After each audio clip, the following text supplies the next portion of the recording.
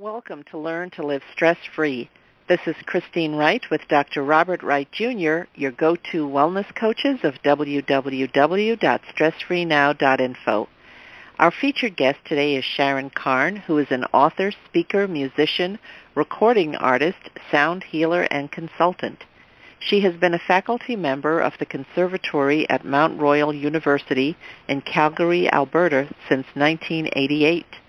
Sharon is the founder of Sound Wellness, whose programs are at the forefront of education in how sound and music can be easily applied to your everyday life to reduce stress, help you concentrate, energize you, support your health, and inspire you. Sharon is the author of Listen from the Inside Out and has produced and recorded several CDs solo and with others. Sharon, Bob, and I are so happy to have you here today. Welcome. Yes, Sharon, thank you so very much for being our featured guest today. And audience, you are in for a treat. We have Sharon all the way from Calgary, Alberta, Canada, on the west coast of Canada. So we are delighted to have you speak with our audience. I'm so delighted to be here, and thank you so much for this wonderful invitation for both of you.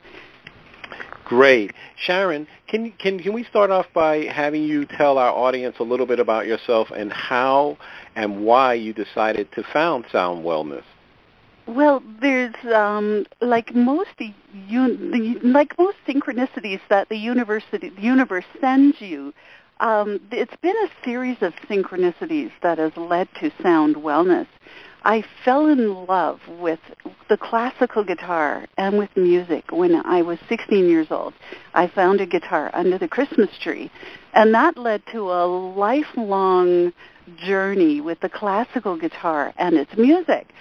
Well, another thing I found out that's kind of a parallel journey that feeds into the creation of Sound Wellness was I found out in my 30s that for my mom that I had had a near-death experience when I was 10 months old.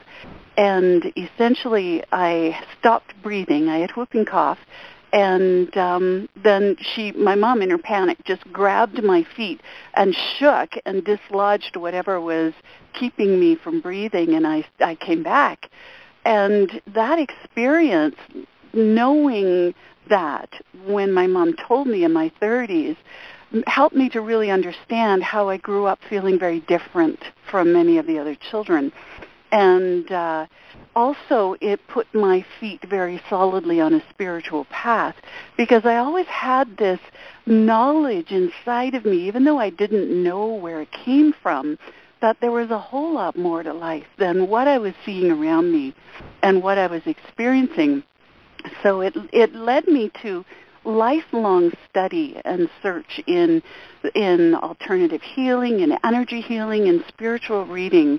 And it's like those two pathways of mine were on parallel journey, and they came crashing together with one thing that happened. I had a group of very nervous adult students, and they wanted to learn to perform more comfortably in front of an audience. So I ordered every book on stage fright that I could find. And the best solution we found in there was to imagine a color while we were performing so that it helped to distract that critical part of the mind. If you've ever played a musical instrument before, it's the part of the mind that says, "You just played a wrong note. What are you doing?"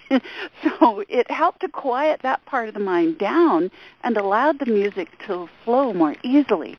Well, every single time we did this in public, including myself in my own concerts, is that somebody in the audience got the color. I'll never forget, after one of my concerts, I would choose one piece in the concert to practice this technique with. And after the concert, this woman came up to me and she pointed to that piece in the program and she said, "Sharon, this piece was so beautiful. It made me imagine I was sitting by the ocean. The color of the water was so blue."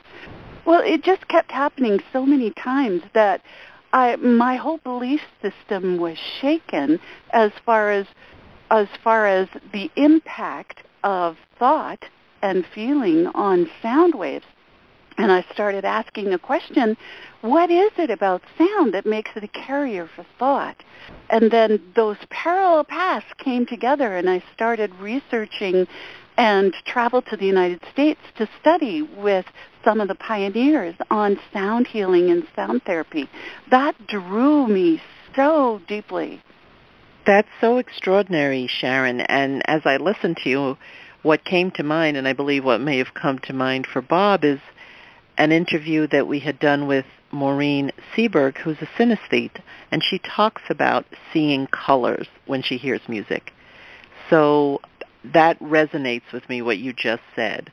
And when you have that type of experience, as the experiences that you've had and that you described so beautifully, I can completely understand what you're saying.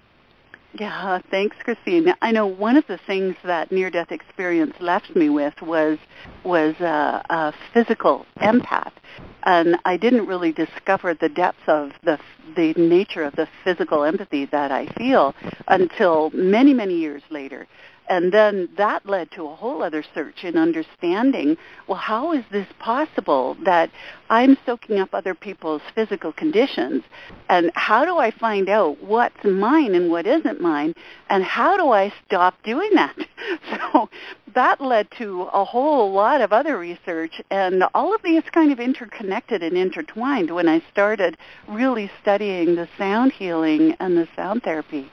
Such a fascinating journey. It is, and I'm just delighting in listening to you.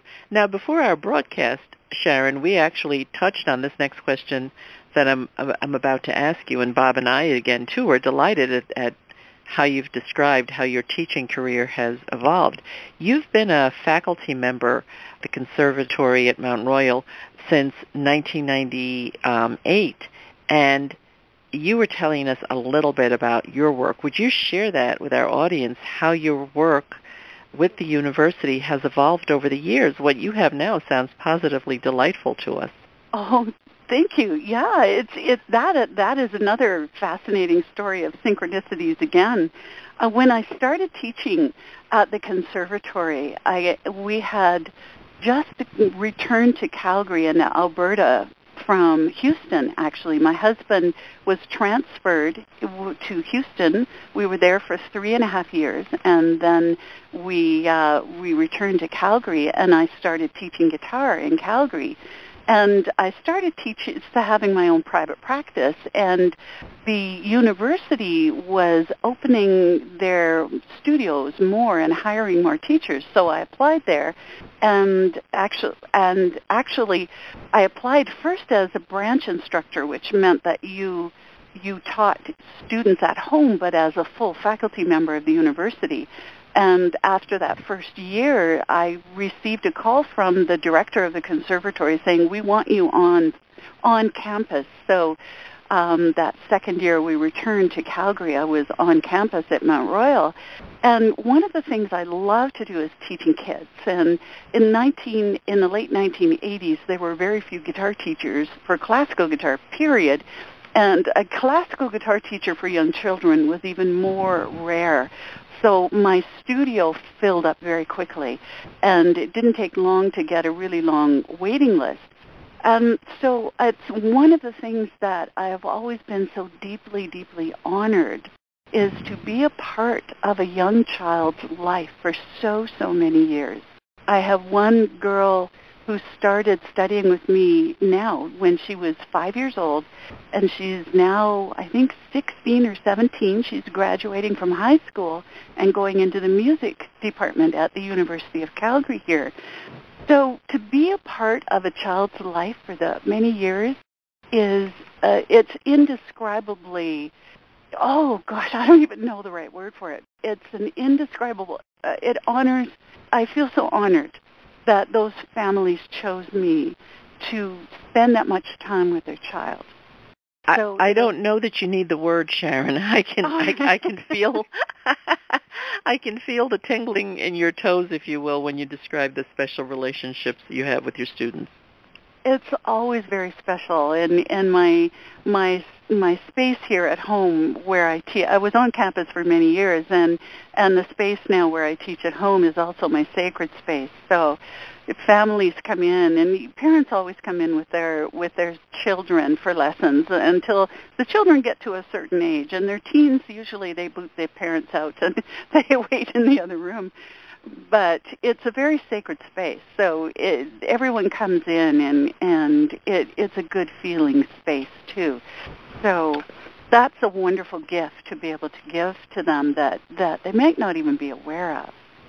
Wonderful, Sharon. You know, I want to jump back in here, and I feel like, well, you know, we're doing double dutch. You know, when I was a kid, I always used to ask the girls, "Could you let me jump rope and with you?"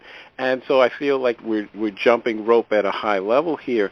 And so I just want to go back to something very briefly that you mentioned. You mentioned that you had this near-death experience when you were a young child, and then you were able to figure out at a later time that contributed to you being a physical empath. Can you just explain what you mean by that? I mean, I'm pretty sure that not everyone would know what that is, and I want to make sure it's clear that I have the same sense. You know, I think I know what you mean, but I want to be sure that we have it right, what you mean by using the term physical empath. Oh, absolutely. Thank you for asking that, Bob, because it was something that I became aware of gradually, and that shocked me when I first realized this was what was going on, and then had to ask a lot of questions. It was mostly with a long line of students coming in and out of my space all the time. Very often I'd have a student come in after school who would say something like, "Oh, I'm not really feeling very well today, Sharon." So I'd make sure that it wasn't a medical emergency, or I checked in to make sure that the parents knew about it, and that we didn't need to do anything about it right away. And if everything was okay, if it was just a cold coming on or a sore throat or a flu is a different thing, but if it was something they were bringing in that was developing or had developed, then we just go on with the lesson if I was comfortable that they were okay doing that. So then they would go, and then I'd sit there and notice, oh, now I've got the headache. They left feeling fine. Or they come in complaining of my stomach goodness. pain. Wow. And they would go, and I would have the stomach pain, and that happened enough times in a row. Well, it's probably been happening all my life, but it didn't really come into awareness until I was at least in my 30s. And then when I started becoming aware of that, I thought, oh, man, I've got a big problem.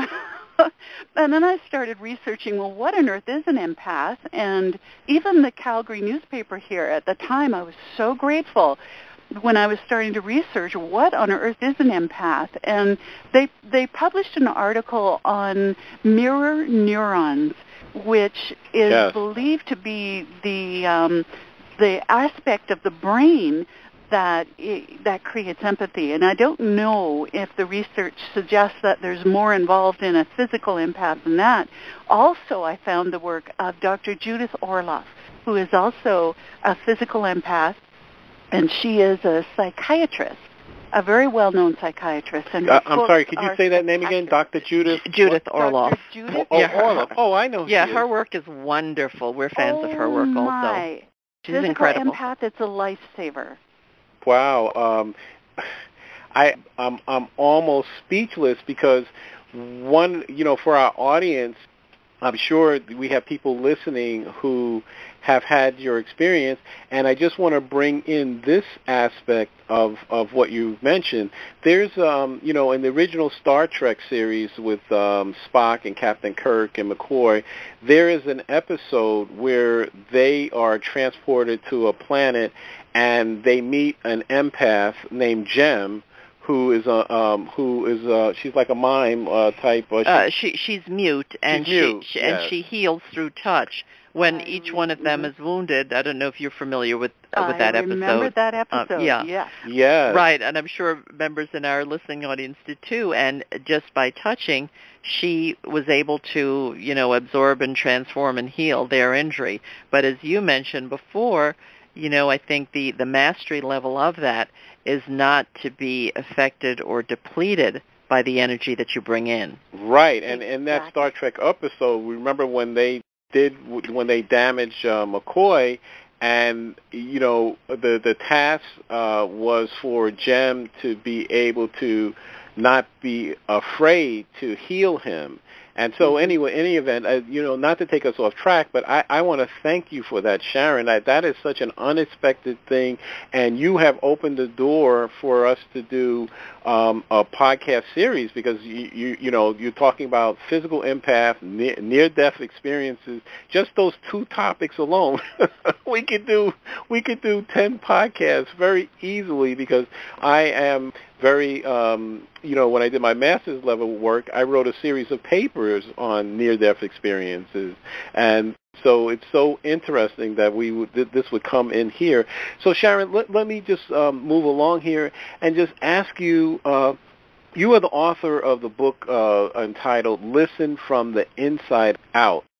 Can you tell us what your book is about and how readers will benefit when they read your book? Oh, thank you. Yes. Listen from the Inside Out, I wrote because as I was invited to do more and more speaking engagements, I would always share how deeply and intimately human beings are wired to respond to sound. And this has been common knowledge in humanity for thousands and thousands of years. But for the last 100 to 200 years, somehow that knowledge has left common knowledge. So I've been reminding people how deeply they're wired for sound, and that you listen with your entire being, not just with your ears. Most people assume you listen with your ears.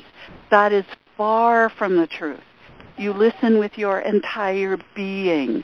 Your mind listens differently than your emotions listen, and your body listens, and your spiritual connection listens. All of these parts of you listen. So the book is about how you listen to different kinds of sound. And the whole field of sound healing and sound therapy is so vast. So to try to make sense of it myself, I divided it into three main categories. One of them I call recorded music, and there's so much value in recorded music and how it works and why it works and what it does for you. So there's all kinds of knowledge and examples and experiences in the book with that. And then there's a whole other category of sound tools, which are the touchy-feely things you put in your hands, and you feel the sound as it travels through your body. And most people are pretty shocked to find out that sound goes through you faster than it goes through the air. So then that opens up a whole new aha. There's a whole other possibility with sound. So sound tools are the touchy-feely part where you feel sound go through your body, mostly. And then there's the whole category of using the voice, which is a combination. The voice is used in all of those, but the voice by itself is so incredibly powerful because it's a sound that you make inside of you. And it's a sound that vibrates every particle of your being and moves every particle of your being even before the sound of your voice leaves your mouth. So that is important to understand. And there's experiences and exercises and knowledge in all of those three main categories throughout the book. Plus, there's a website in order to send people there to listen and to download charts and things that will help. Sharon, what you said validated one of the experiences that I have with sound.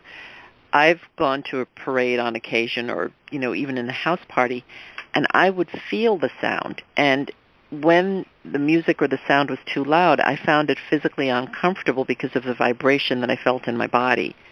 That it wasn't so much the volume that would be disturbing to me, but the way my body felt. And I would mention this to people around me, and they would look at me like, what are you talking about? Because it felt fantastic to them, or it sounded fantastic to them. But I've had the experience that you describe here of feeling the sound in my body. So that's actually an awareness I've had. So you've given me a little bit of validation here. Now I can go back to these folks and said, see, Sharon said. Well, the important thing here to remember, though, and this'll feel true to any parent who has had a teenager, is that whenever you hear that, please turn that down, is every single one of us has our own unique response to sound and music. We are all unique, and there's some neurological evidence that's coming out to support that. And the challenge then is when you start getting interested in how can I use sound to support my well-being, then you kind of have to give yourself a buffet of experiences in order to pick and choose what works for you, because it doesn't necessarily work for everyone. That's why in almost all of our programs, we offer what I call that buffet in those 3 different categories, so people can test and put their toe in the water and feel how it feels in their body and feel their emotional response, see what goes on in the mind. Does it quiet the mind? Does it get worse? Do I get a headache? There's all kinds of responses. And then people can choose, oh, yeah, this works, that's, I don't even want to go near. So that gives people a lot of empowerment when you have the opportunity to put your toe in the water, to test and experience, and then decide. So important. Great, Sharon. I couldn't agree with you more, and I am so thrilled to hear you say that what it is that you talk about in your book, and apparently what it is that you do, enhances the locus of control for a healthy well-being for people. Actually helps to shift the locus of control in their favor, and simultaneously increases awareness. Because, for example, when you mentioned, for the person that would have a performance anxiety, as a musician, and I love that when you said, that part of you that says, oh my gosh, you hit a wrong note, I hope nobody noticed, kind of thing, and then to have the fear or anxiety created that from that point in the performance it would be going downhill. And so can you just give our listeners some insight into the other products and services that you offer on your website? Because you indicate that you offer products and services that show people how to use sound and music to reduce their stress so that they can concentrate better and energize themselves. And so, my thing is, who doesn't want that? We all want that, to feel energized, to be more focused, and have our stress dissolved. Oh, absolutely. And pretty well, most of the products that we have on our website support all of our workshops and programs, so that when people come for one of our live events, there are tables and tables of things for them to play with and experience. And so they can, if they find something that really works, then they have an opportunity to choose to take that home with them. So that's where all of our products started. It was to support those who were in our programs. And then and also to support that diversity that is it's natural to human beings in how they respond to sound. So there are products in the recorded music category. There are sound tool products, and as far as the voice, we're just updating. I'm updating so much of things. Isn't it interesting how your business evolves? That's kind of an aside, but there's so much evolution going on lately. One of the things I've discovered recently for bringing the voice home to people, because this is something that when you empower yourself with just a few little things with how your voice helps you, it's amazing how effective it is. And I so loved what you said, Bob, about the locus of control. That is so important to me. And it's so important to give people these tools and opportunities to explore what works for them. Because I can't say, listen to this recording, it'll do you this, it'll help you go to sleep. I can say, this recording has been created in this way that slows down your heartbeat and through entrainment helps to induce the sleep state, but I can't promise you it'll work for you. So there's something that you said, Sharon, because now, play therapy is becoming a big business, and I have been startled. I was in the supermarket a few weeks ago, and I saw what they're calling an adult coloring book, and so for $12.95, and I was puzzled. So I asked the supermarket checkout clerk. I said, "Are people buying these things?" And she said, "Oh yeah." She says, "They're selling like hotcakes." I said, "But it's just a coloring book. That the same coloring book you could buy in the 99-cent store." And then she said, "Oh no, this is to help reduce their stress." So what I'm curious about. What I like what you said, Sharon, is that you provided some type of opportunity when you're doing your speaking engagements. Could you just talk a little bit about how you allow people to play with the instruments or tools? How do you engage people so that they will use it and have fun, and then also don't walk away with your stuff? Well, the people that we draw to our events have been remarkable people, and I would trust them with my life. So that's something we never have a problem with. And we give experiences in all three of those categories. So recorded music, I choose a few different examples of recorded music for people to experience.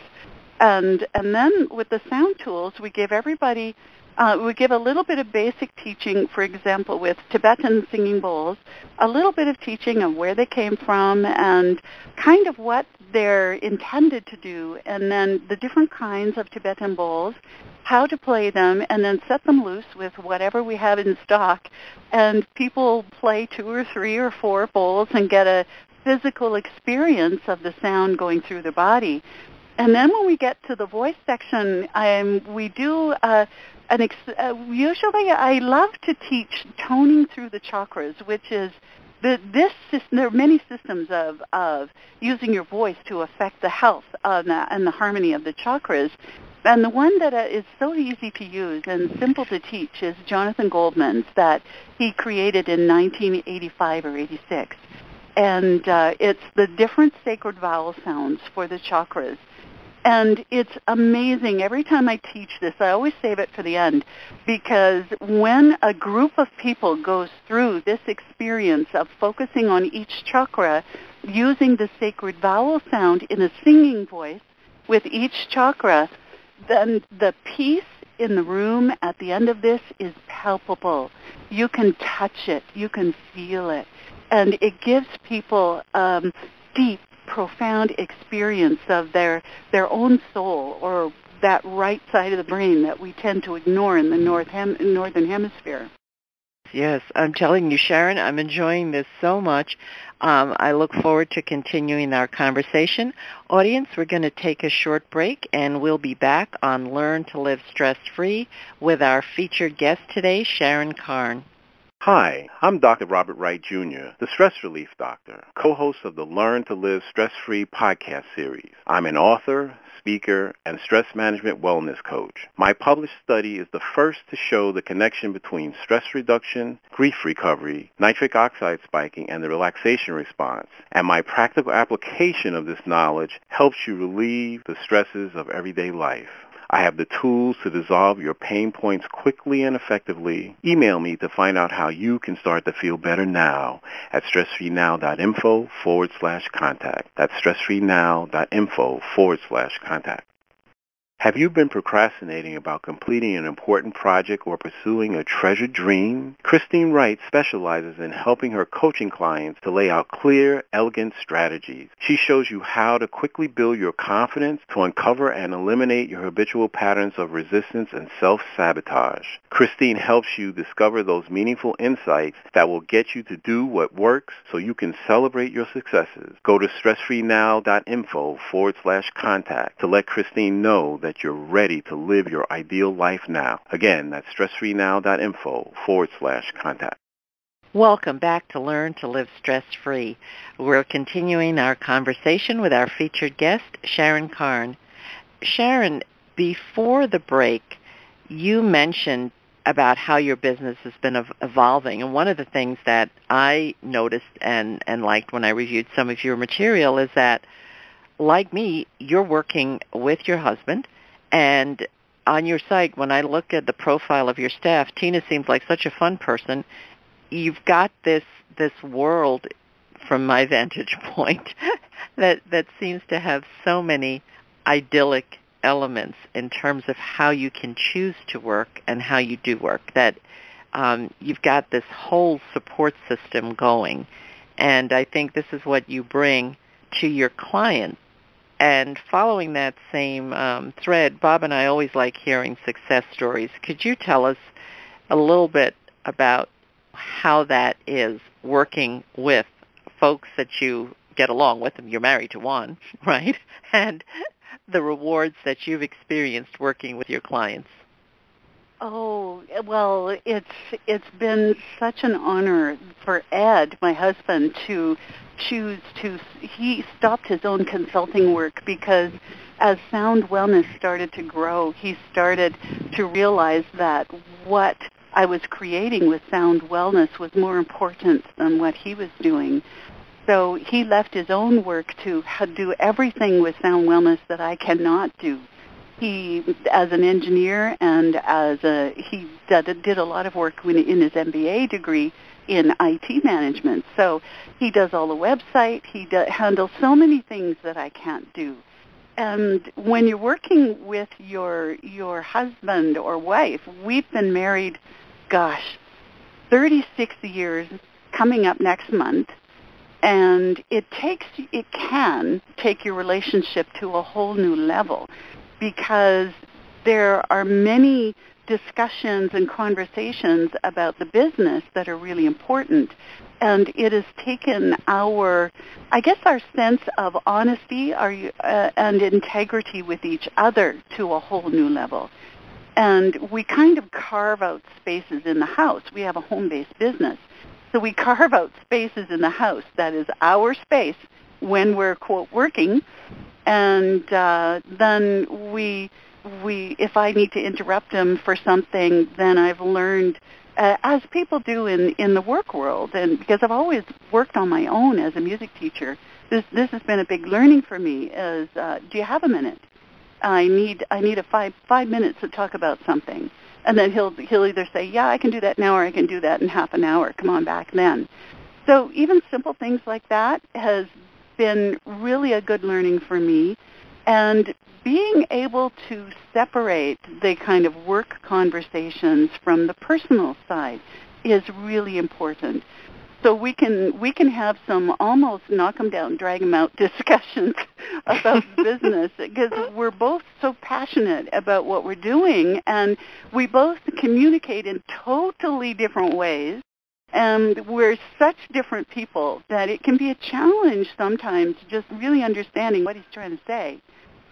Sharon, could you just talk a little bit about that? When you said that you communicate in totally different ways, can you explain? Are you referring to like your Myers-Briggs type or your DISC type, or just there's a differences in style, NLP styles, or just a male-female thing, or you're Canadian, he's American? Can you tell that interests us? Bob and I have done a few shows on relationship and communication, so when you said that, you had us both off to the races. You opened so three you doors. Stepped into it. Tell us more. 3 doors. Oh, well, this has probably been a learn as you go, and I would probably say it's a combination of the Myers-Briggs differences and I'm not sure if it's as much male-female difference, but very different personality differences, and just the kinds of words we use. And I don't know enough about NLP as if to know whether the choice of words would fit within what is considered NLP. We use But would you know your Myers-Briggs types? Because is one of you an introvert and the other an extrovert, or one of you a J and the other's a P? Pretty well. It's like the opposite side of the spectrum in a lot of ways. Okay. So I'm learning a huge amount because we're spending so much more time together working on this business than we ever did. And learning how to rephrase. So if I say something, then Ed will say something, and it'll be basically the same thing. We're just saying it in totally different ways and using completely different words. Okay, Does so that make sense? I get it. Here's a good example for our audience. Christine and I had taken a cruise, and I remember we were coming out of the dining room, and she says, "Oh, I want to go look at the shops and see the show," and I said, "Oh, I want to just go back to the room and take off my suit and just relax."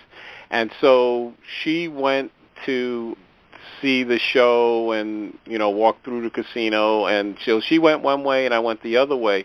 Well, the long and short of it, Sharon, is that when I got to the elevator, I was waiting there so long, and I said, "Oh gosh, forget this, I'll just take the stairs." Well, where the dining room was and where our cabin was the other end.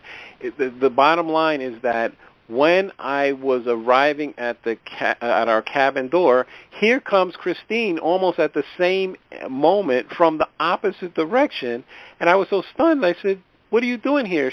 I said, "I thought you would." She says, "Oh, I decided to do whatever." And I said, "Look at this. We arrived at the cabin the same destination, but we came from opposite directions." So that visual, I think, where you both have good intentions, and then what we have discovered is that often it's the words that get in the way. That language for certain things is good, but for other things it's an overrated experience.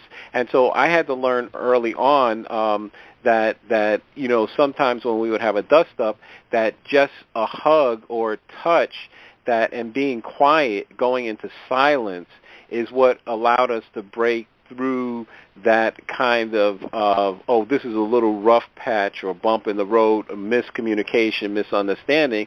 So if I just let go of ego and say, hey, this is not about who's right or who's winning. This is about, this is my wife. I love my wife. We're trying to communicate here, and the words are getting in the way. And so that's what we have learned that works for us. That's a fabulous lesson. Thank you so much for sharing that. And, the little coda that Bob left off is what he often uses to me, and I used to tell him, stop saying that. The wife was right again. So. You have a great. and when I was listening to your story about you and Ed in the office,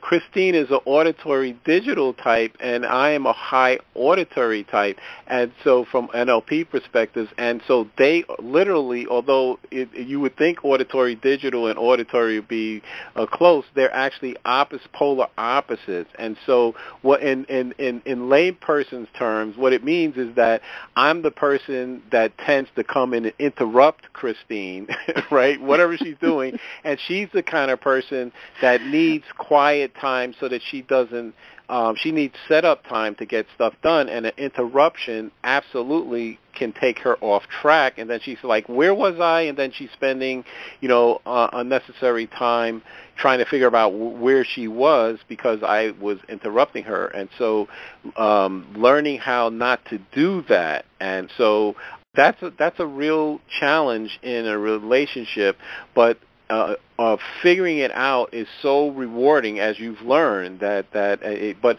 a lot of it requires letting go of ego and moving away from this competitive model of I'm right and you're wrong, and it's about winning. And well, too, Sharon, there's something that I think that you said that will be very valuable for those listening. You mentioned that the way that you had worked, you'd actually had a lot of time that you'd been by yourself, because I think the way some in our audience may be experiencing life is that they'd worked for a company and now they're going into entrepreneurship, solopreneurship. So you've actually had that at the beginning end, if you will. Mm-hmm. And sure. that learning shift, because I think even when people work in an environment with coworkers, there is that play and that learning of how do we negotiate our personalities and our characters to get the job done, in the most pleasant environment that we can create. So that's really fantastic. But I do want to go to that other part of our question in terms of the experience that you have working with your clients. If you could share one of your stories of your client results from working with you. Oh, I have so many, and there's so many, Christine, that just show up in my email box that just bring me to tears. There's been a number of those in the last few years, and I think one of them had to do with a strong physical pain. Because we had two sisters. We often get family members come through our programs because family is a very strong value for Ed and I. So we create a place for family in all of our events. So these two sisters went through all of our programs, and one of them came in one day. She had an old surgery site that had, I think she'd had surgery many years before, and there was some surgical mesh placed in her abdomen. And she was playing with her granddaughter and pulled a muscle that was alongside of this surgical mesh, and it was causing a lot of pain. So it was manageable throughout the first couple of days of the program, but she came in on the final day of the program barely able to walk. She was bent over. She could hardly breathe. She made it to a chair and sat down. She said that I just didn't know what else to do. I'm at a level 10 pain, and I'm not sure if the medical community uses 1 to 10 to measure pain. In the hospitals here, a doctor will come in and say, "Where's your pain level?" Between 1 and 10. And then they have an idea of how to work with managing pain with their patients. And she was at a level 10. So before the class started, I arranged we had everyone surround her and sang to her, tone to her, with the intention to reduce the pain. And as we did that, she kind of gave us a running level of where it was, because then after a couple of minutes it was at 8, and then after about 5 to 10 minutes it was at 0. Wow. Level 10 pain to 0 with just singing to her, using toning with the group. And then she moved again in the afternoon and it came back again pretty high. So, and we were working with each other when we had some massage tables up, and she was on the massage table. So I brought one of the singing crystal bowls, which I found the crystal bowls also helpful for reducing pain, especially this one practitioner bowl, because the practitioner bowl has a handle on it, and the bowl itself is made of quartz crystal, and there's some very interesting science with quartz crystal that, from Marcel Vogel's work, that shows crystal is an amplifier. So using the quartz crystal bowl and my voice, because the others were busy in doing their exercises, then pointing the sound to the place in her abdomen, she gave me another running level until it was at 0 in about 5 to 10 minutes again. And then it never came back. She took one of those, she purchased one of the practitioner bowls in case anything came up later in the week, and as far as I know, it never came back. The muscle just kind of settled down, and it stopped aggravating that whole site. That is profound for me in just the experience, and for all of those in the class, and how deeply sound can manage pain levels, and very, very high pain levels. That is so beautiful, Sharon. Thank you for sharing that story. I think that's a lovely way to wind down our show. Bob and I truly want to thank you for sharing this time with us and letting us know about your work. And we want to take this opportunity for you to let our audience know the best way to get in touch with you and to learn more about what you do in your practice. Oh, thank you.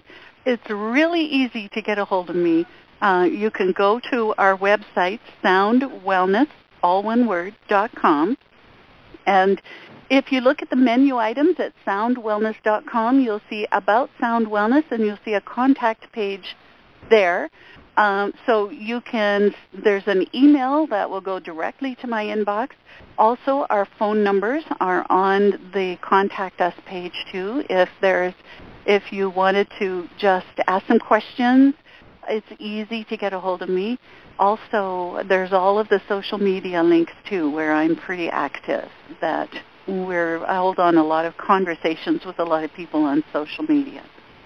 Okay, fantastic, Sharon. Thank you so much. So listeners, to get in touch with Sharon and to learn more about Sound Wellness, it's very easy. Go to the website, which is soundwellness.com, and use the About Us menu, the drop-down menu, and you'll see how to use the contact form to get in touch with Sharon. And you'll also see her phone numbers. You can give her a call at, I know your toll-free number there is 800-748-4082. So learn more about Sharon at soundwellness.com and check her out on her social media sites as well. Sharon, what final thoughts or key idea would you like our listeners to take away from today's broadcast? Well, I think the most important thing is to become aware of the sound around you and how it's affecting you. We tend to ignore the sound around us, and ignoring it doesn't stop that sound going through you and affecting you. So the most important thing is to become aware of the sound and the music around you. Wonderful. Thank you so much for that, Sharon. So audience, I want to thank you for listening today. And again, I want to thank our featured guest today, Sharon Karn, for being on our show with us. So thank you wherever you are listening, wherever you are in the world, and whatever time zone you're in right now. We appreciate your presence and trust that you'll benefit in some way from the information delivered on today's show. We welcome and look forward to receiving your comments about our show. Please let us know if there are any additional topics you'd like to see us cover, or if there's a guest whom you enjoyed you'd like us to invite back. Please contact us through our website with your feedback and suggestions. Remember, listeners, if you'd like to experience the same benefits our coaching clients get with us, including learning how you can get more results in your day and easy ways to dissolve your chronic pain, stress, and anxiety, then give us a call at 954-900-2179. Mention that you heard our Stress Free Now podcast show, and you'll receive a free gift from us. Call or email us today to schedule your appointment. For Christine Wright, this is Dr. Robert Wright, Jr. of www.stressfreenow.info. Until next time, be safe and be well.